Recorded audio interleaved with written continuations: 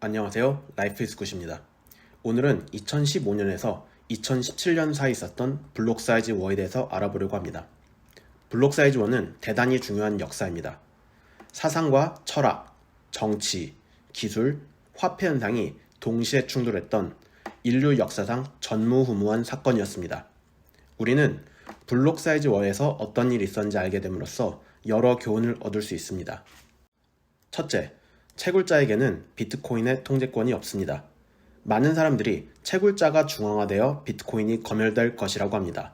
하지만 채굴자는 비트코인 네트워크의 그냥 한 플레이어일 뿐이고 일꾼처럼 거래를 블록에 집어넣고 블록을 받을 뿐이며 거래를 승인하고 전파하는 것은 노드가 담당하고 있습니다.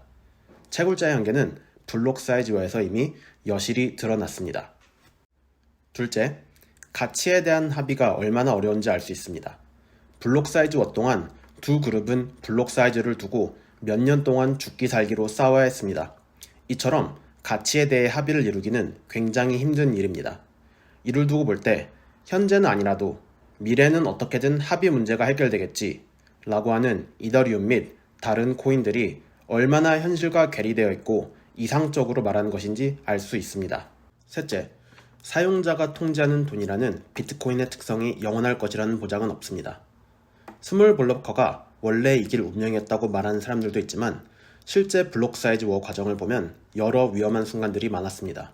어쩌면 우리가 지금 알고 있는 변하지 않는 비트코인은 탈중앙화의 이념을 가지고 비트코인 네트워크를 지켜나기 위해서 쌓았던 스몰 블로커들이 아니었으면 이미 죽어서 없어졌을 수도 있었습니다. 미래에는 어떤 일이 있을지 아무도 모르고 역사적 우연으로 인해 비트코인에 굉장히 큰 충격이 올 수도 있을 것입니다. 따라서 비트코이너들은 비트코인이 단순히 무적이고 영원할 것이라는 생각보다는 네트워크를 지키기 위해 노드를 돌리고 또는 비트코인의 지식을 공부 및 전파하거나 다른 방식으로 기여하는 등 작게라도 각자의 역할을 하는데 노력해야 한다고 생각합니다. 자, 그러면 이제 영상을 보도록 하겠습니다. A few years ago, a heated debate that ended in the first war of the Bitcoin world took place. The disagreement was about how large blocks of the blockchain should be, how easy it should be to change Bitcoin's rules, and ultimately it was about control. Today I'll talk about the Blocksize War, which took place between about 2015 to 2017 and was very well documented by the author Jonathan Bierga in his book The Blocksize War. A few of Elon's tweets recently let people dig into the trade-offs of bigger blocks again, because it's not as simple as he proposes. Let's go into a bit of an overview at first to understand the whole disagreement, before really diving deep and understanding the characters involved and also walking through the events chronologically. The main disagreement was about the following points. Should blocks be full or consistently have a surplus capacity? Should the protocol rules concerning block size change easily or be robust and only change if the vast majority wants them to change? The significance to run a node as a normal user, and if you should prioritize gaining market share quickly in a sort of startup fashion or focus on the long term where you need to think decades ahead to make decisions. Sergio Lerner summarized it quite accurately. There are two groups of people which have two different visions for Bitcoin. None of these visions is wrong. One group values more things like decentralization, lack of government, censorship resistance, anonymity. This group thinks that Bitcoin will transform our world in 20 to 30 years. To reach this goal, it's of utter importance to stick to those values. There is no rush. The other group values more things like reaching 1 billion users in the next 5 years or serving real unbanked users today, even if that requires a political agreement now. Both visions have their merits, but they are incompatible. In short, large blockers focus on short-term prioritization, user experience, growth, and are more business-focused. The small blockers focus on long-term prioritization, system resilience, sustainability, and are more scientific and theoretical instead of business-driven. And large blocks certainly sound like a really good idea at first. I mean, more transactions per second and cheaper transactions are a great deal. But there are multiple drawbacks. Number one, larger blocks lead to larger blockchains that make it harder to run for the average user. This means less nodes and thereby less decentralization. Second, transaction fees are necessary when the block subsidy gets lower and lower through the halving every 4 years to incentivize the miners. Third, it's a protocol rule change. We will see later why a robustness of the existing rules is one of the most important elements of Bitcoin. The first but certainly not last proposal by the big blockers that argued Bitcoin needs bigger blocks to keep transactions cheap was Bitcoin XT. It was a suggestion that would increase the block size from 1 megabyte to 8 megabytes and doubling every 2 years until 2036, where the block size would be around 8 gigabytes. The software update would be incompatible with existing nodes, which means it's a hard fork, a widening instead of a tightening of the existing rules. Bitcoin XT was created by Mike Hearn and gained a lot of traction after Gavin Andresen said he will support it. When Satoshi, the creator of Bitcoin, left the project in 2012, Gavin Andresen sort of became the leader of the Bitcoin project, as Satoshi asked him if he can put Gavin's email address on the Bitcoin homepage. I was the person everyone would email when they wanted to know about Bitcoin. Satoshi started stepping back as the leader of the project and pushing me forward as the new leader of the project. Gavin was really respected in the community and seen as the main guy, and was also the first paid Bitcoin developer. This gave Bitcoin XT a lot of credibility. The large blocker camp also certainly had the lead when it came to social media at the time. In general, most of the posts were in support of the larger blocks. The larger block message was clear and simple: Bitcoin needed more capacity. To the casual observer, the arguments against this were typically highly complex and somewhat confusing. And on top of this, 1 megabyte just seemed like a low number, and the history of computer science was about capacity growing exponentially. At first, there actually was no block size limit. Satoshi introduced a 1 megabyte block size limit in the summer of 2010 without really giving any explanation of it. But this was quite typical for him. The reason probably was that blocks larger than 32 megabyte could have broken the system at this point. However, there is no indication that the 1 megabyte limit was a permanent solution that Satoshi sought. Satoshi made many comments during the first 2 years of his involvement in the space, many of which could be said to support either side of the war. In general, it could be said that the quotes indicate that Satoshi seemed to broadly support the large blockers with respect to the narrow issue of the block size limit and the transaction throughput, but Satoshi seemed somewhat supportive of the smaller block position with respect to their view on the flexibility of the Bitcoin rules. In 2015, he once again engaged in the Blocksize War with one email. Many suspect though that it was hacked, but even if it was not him, the message is important. Bitcoin was designed to be protected from the influence of charismatic leaders, even if their name is Gavin Andresen, Barack Obama, or Satoshi Nakamoto. Nearly everyone has to agree on a change, and they have to do it without being forced or pressured into it. This is a very key point in my opinion, because it dismantles the idea that if Satoshi wanted to have big blocks, then we should have big blocks. It's not known if he changed his mind during the discussion with more and more information available, and it doesn't really matter either. If he could decide protocol rule changes, Bitcoin would be a failed project. If two developers can fork Bitcoin and succeed in redefining what Bitcoin is, in the face of widespread technical criticism and through the use of populist tactics, then I have no choice to declare Bitcoin a failed project. Big blockers wanted to have blocks that are not full to have cheap transactions. These small blockers were convinced that full blocks are necessary in the long run anyway. If there is no surplus of transactions, there is no fee bidding. Due to the block reward halving every 4 years, the miners would have less and less of an incentive to mine blocks in case there are no transaction fees. This is known as a fee market death spiral. Here again, you can see how small blockers thought decades ahead and preferred sustainability instead of faster adoption. During the Blocksize War, there were several conferences from Montreal to Hong Kong where it eventually became clear that an 8 megabyte block size is not the way to move forward. This led to Bitcoin XT being basically dead. An increase to 2 megabytes was still on the table though. I thought about the immense pressure which would be exerted on Bitcoin by major economic and political players as Bitcoin grows. It would make what Mike and Gavin were doing look minuscule by comparison. I began to realize that the rules of the network had to be robust. It doesn't matter who is trying to change the rules or whether it's a good idea or not. And this, as I already said, is a key realization. Bitcoin succeeds because it proves its inability to change. It just exists, whether you like it or not, and you can't control it or change the rules to your liking. Introducing a change led by two people who want to exert control would lead to more changes by individuals that simply shouldn't happen. It has to be really difficult to change a rule. It reminded me of a quote from Winston Churchill: "Democracy is the worst form of government, except for all the others." Perhaps a system in which the status quo rules prevail unless there is any consensus for change is the worst form of Bitcoin governance, except for all the others. What made the war really interesting moving forward is that a Bitcoin developer found a way to increase the block size through a soft fork rather than a hard fork, which means the new client is not incompatible with the previous client. The solution is called segregated witness, or SegWit for short. This meant that the signature data received a discount in calculation, but the overall limit would be around 2 megabytes, which is of course what many people seem to want, a block size limit increase to around 2 megabytes. The proposal was simply so good there were no valid arguments against it. This of course was a huge win for the small blockers who didn't want a hard fork and a potential chain split happening afterwards. The problem was that SegWit was extremely complicated. Not even every developer understood it. And this is sort of a reoccurring theme. The small blockers had the most technically complicated ideas that are not easy to communicate and often misunderstood. To make SegWit a reality, it first needs to be developed, and then 95% of miners, an overwhelming majority, need to signal support for SegWit to activate it. This is also the same with the recent Taproot update, which now has a 99% support and is already logged in and will activate in November. Another advantage of the SegWit soft fork was that it enabled the Lightning network, a transaction scaling solution that doesn't involve larger blocks. In Lightning, you don't broadcast the transaction to everyone, but just to the peer you want to transact with over a few routes through a payment channel. If you close a payment channel, there is a final settlement of the blockchain. This means you can have an infinite amount of Lightning transactions within a single blockchain entry. And this makes sense for normal payments, because if someone buys a coffee in France using Bitcoin, why should a merchant selling concert tickets in Japan need to examine that transaction? The rising fees due to higher demand and small blocks drove merchants away. This was of course frustrating to the big blockers, which were more focused on the business side of Bitcoin. However, to the smaller blockers, Bitcoin was not a business, nor a payment system taking on Visa, PayPal and MasterCard. It was a new form of money, something far more ambitious and potentially far more transformational to society and the economy.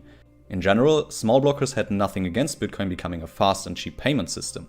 It just came second behind their main priority, which was a robust and new form of money.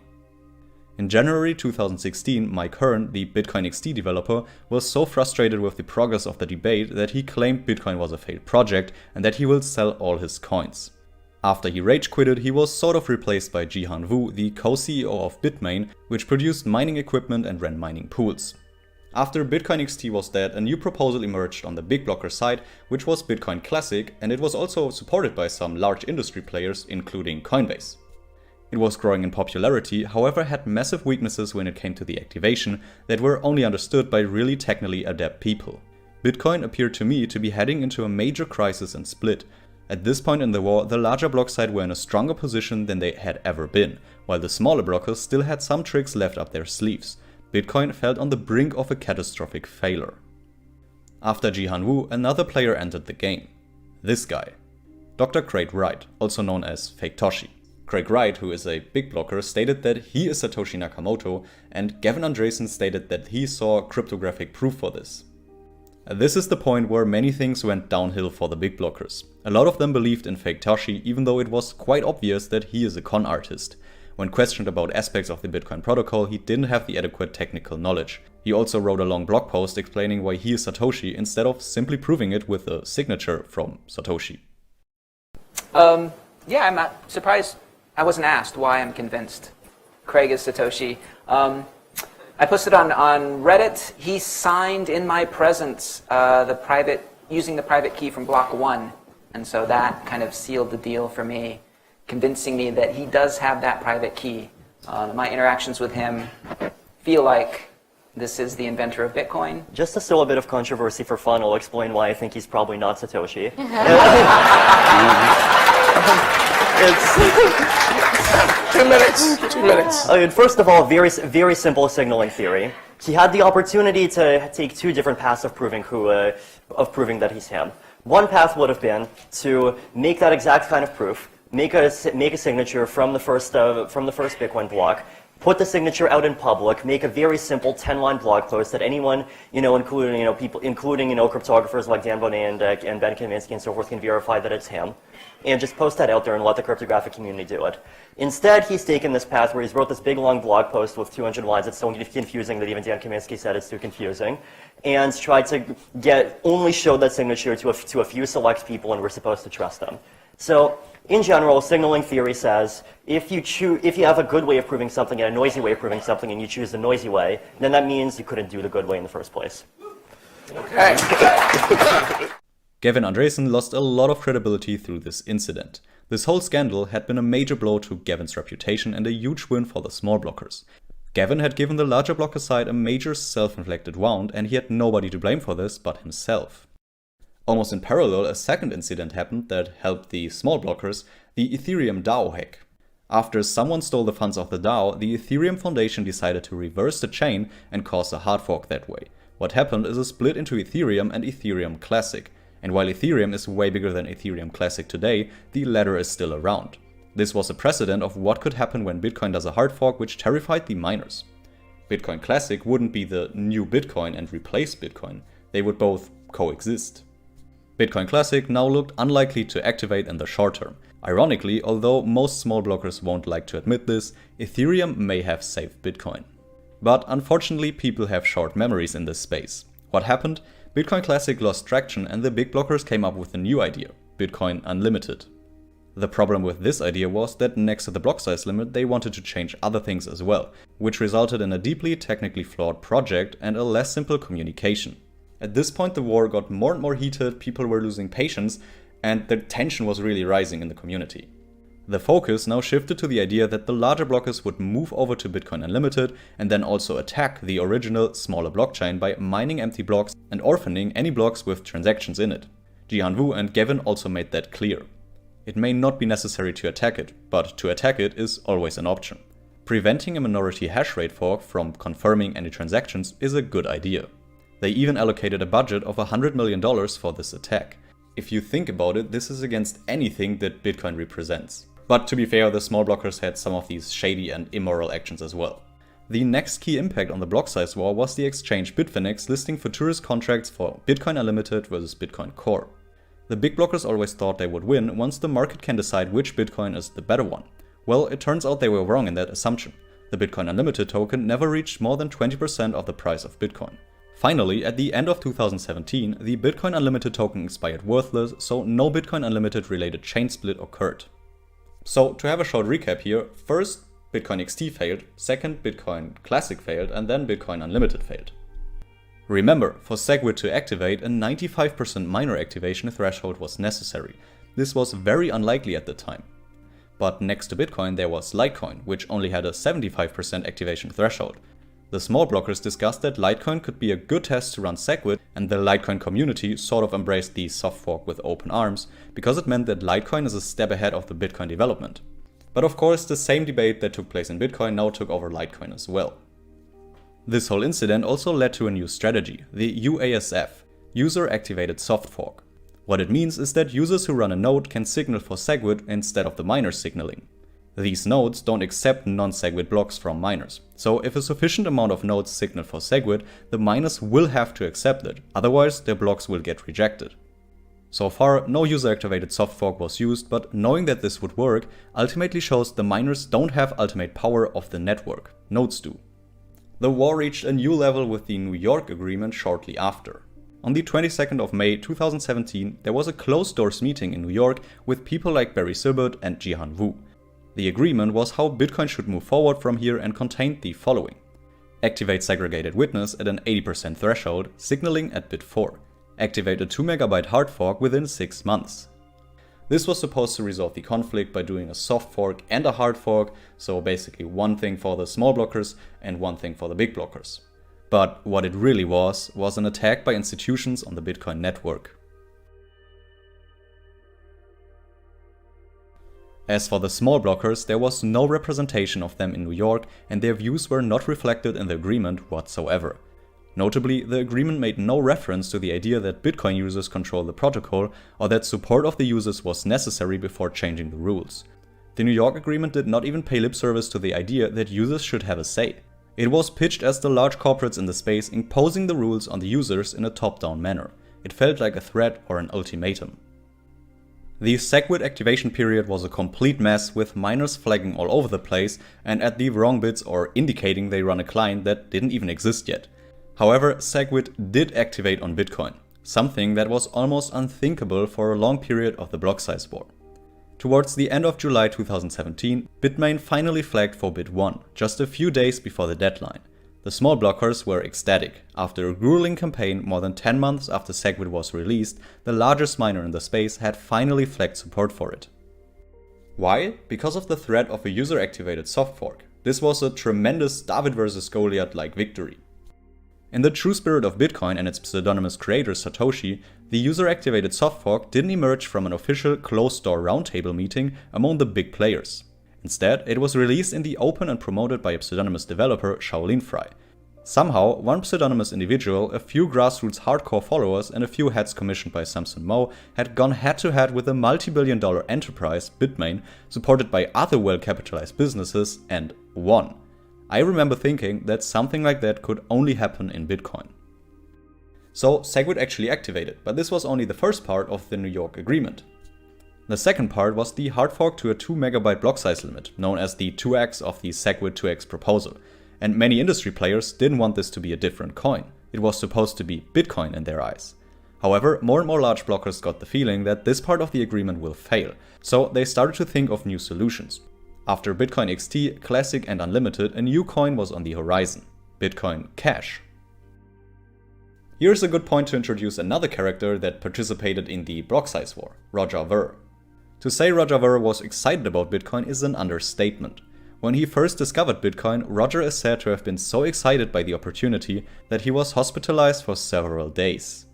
But who is he? In the early days, he was one of the most relentless promoters of Bitcoin and was more interested in the payments part of the network, which made him a big blocker.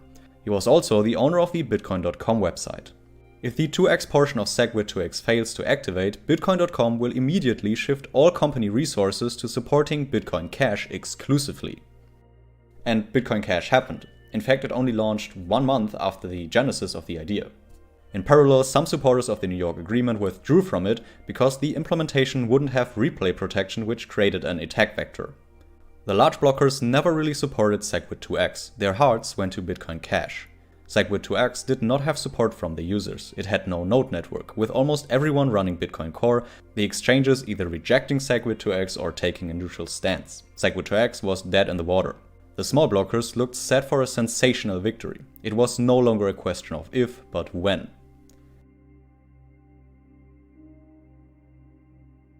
On Wednesday, November the 8th, 2017, an email was sent to the SegWit 2x mailing list. The email was essentially an unconditional surrender. Phase 2 of the New York Agreement was officially abandoned. And here the war was basically over. The small blockers had won. However, not everyone agreed. Some people, particularly some of the large blockers, interpreted the war as a battle between Bitcoin Core and the miners. In their minds, Bitcoin Core had won and the miners had lost. Therefore, Bitcoin Core developers now controlled Bitcoin. In some people's minds, the idea of a system controlled by end users is too difficult to grasp. Instead, they look for somebody or some entity who controls the system. The last thing to mention in this whole war is Bitcoin Satoshi Vision, a fork of Bitcoin Cash. It's Craig Wright's chosen coin, and that's about as interesting as it gets. If Bitcoin is able to scale as a payment system without big blocks is still left to be seen. Lightning is just a few years old and getting consistently better. The El Salvador Bitcoin adoption will be a good experiment to see how far Lightning has come. As always, the small blockers are not in a rush. This won't be the last Bitcoin war. The next one will probably be about regulations, privacy, and censorship resistance. However, at least for now, the dream of a world where ordinary people have ultimate and direct control over the rules that govern their money lives on. Thank you for watching.